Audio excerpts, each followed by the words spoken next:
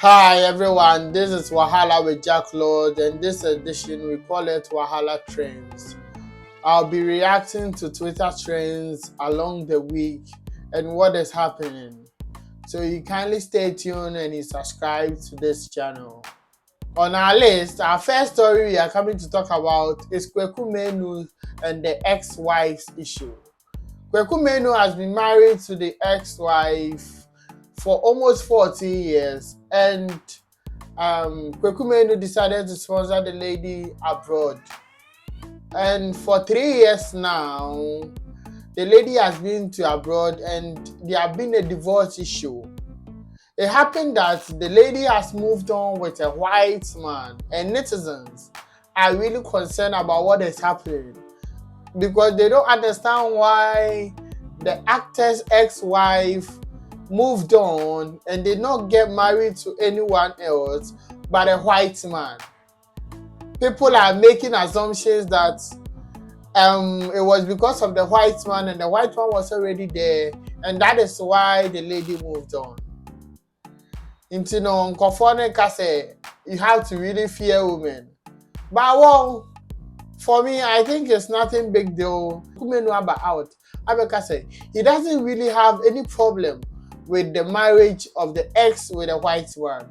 So he does not understand why Ghanaians should be on its matter and should be chopping its matter like jollof rice. Keche Akosia is in the news and she is trending because she made a statement that she will never get married to a man living in a single room. Straight bullet to us all, we the young guys. And well, he also added that he is not willing to actually sponsor such a man's basic needs. And for me, that is an opinion. And everybody is entitled to his or her opinion. So if she is saying that she doesn't want to marry a man living in a single room, then I think it is better that way. However, agenda boys are on this case Akosia that they don't understand why. So, oh, crap, when you are not going to get married to someone living in a single room. For me, Unyaba, I'm not sure you would rather advise Unyaba on getting married to somebody who is well-to-do than to a hustling boyfriend. And a man across to see a man who say if they hustle with you, at the end of the day, when you make it to the top, you cast them. So for me, I think it's a personal opinion. So Uye Bema, and you are listening to this, you better get your bags, you get your tools, and you go and make money. Because it's very essential. Our next story is on Pastor Mensa Otabil. And with this one, let's take a look at the video. If you are waiting to be rich before you marry, your head is not working. You don't want to marry, but you are sleeping together. What is reserved for marriage? You want it, but you don't want the process. Your head is hurting you. When I was married, my wife would tell you, I didn't have anything.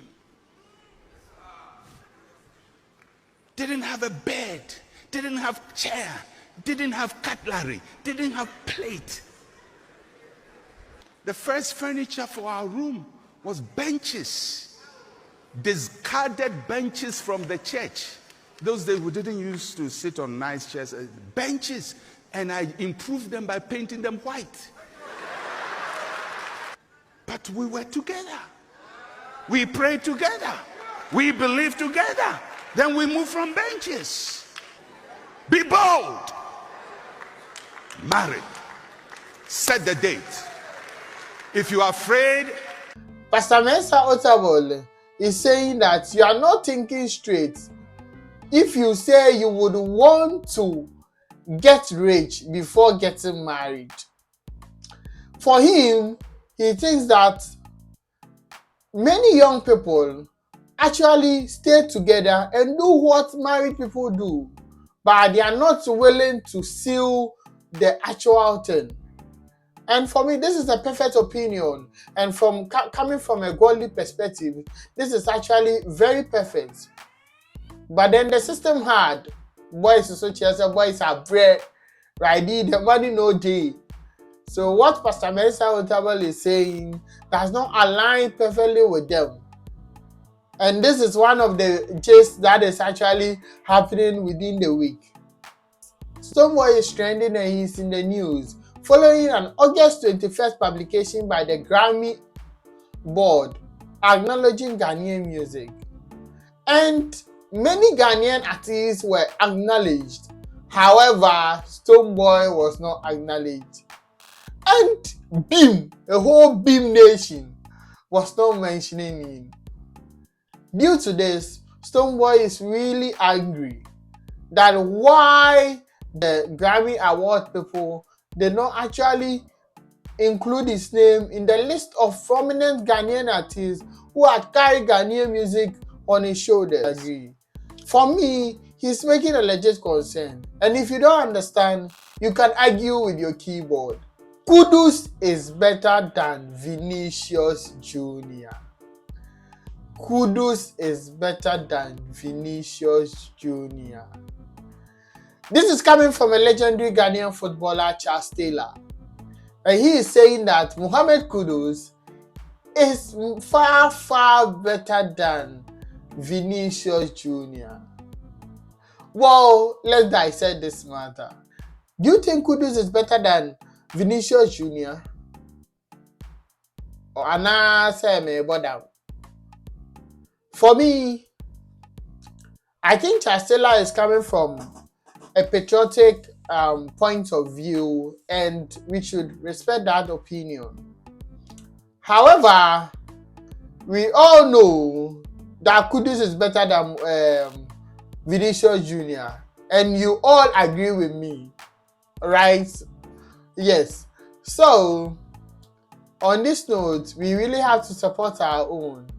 But support your own be also actually, good though. How can you make this statement? Well, thank you all for joining Wahala with Jack Lord on Wahala Trends. And next week we'll bring you all the gist from the week. Stay tuned and kindly subscribe to this YouTube channel.